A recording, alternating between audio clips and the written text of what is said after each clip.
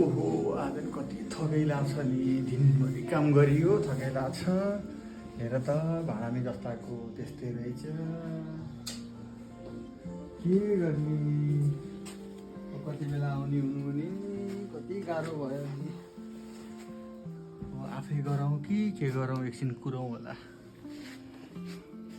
ओहो हजुर त आइसक्नु भएछ त स्कुलबाट मलाई त आज ढिला भयो आउनै हेर्नु न रातभरि नसुतेको नानीले सुत्नै दिन उसलाई कस्तो गाह्रो भयो नाक बन्द भएर अहिले त टाउकोखेर कति गाह्रो भएको छ किचन पनि जस्ताको त्यस्तै रहेछ आमाले पनि भ्याउनु भएन होला के गर्ने त्यो त हो त नि अब राति त नानीले दुःख त दिन्छ नि अब के दिदीलाई गाह्रो भएको छ फेरि दुईटा नानी छन् अब घरमा मम्मीलाई नि गाह्रै भयो होला के गर्ने थकै लाग्छ मलाई त लपक्क सुत्न पाए त मजाको निन्द्रा आउँथ्यो होला के गर्ने ल एकछिन जस्तो रेस्ट गरौँ क्या अरे अनि मिलेर गरौँला नि भन्दा हुन्छ ल रेस्ट पनि गरियो ल निशा उठ अब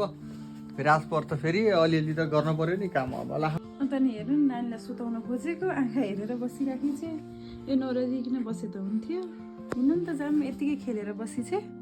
दुईजना भएर किचनमा यसो गरौँ छिटो हुन्छ होला ल म यो फर्सी बनाउँदै गर्छु तिमी त्यहाँ यसो भाँडा माझ्नु पर्ने छ अलिअलि त्यो भाँडा माझ दालहरू बसालिदेऊ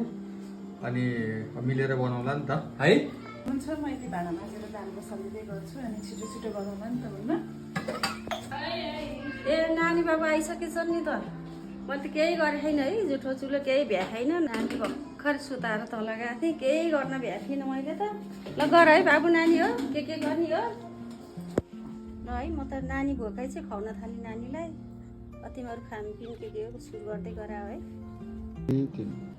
ल हजुरबा लिनु त नाति बुढाहरू के गर्ने भित्र यसो एलभन जानु पर्यो म ए हो र ल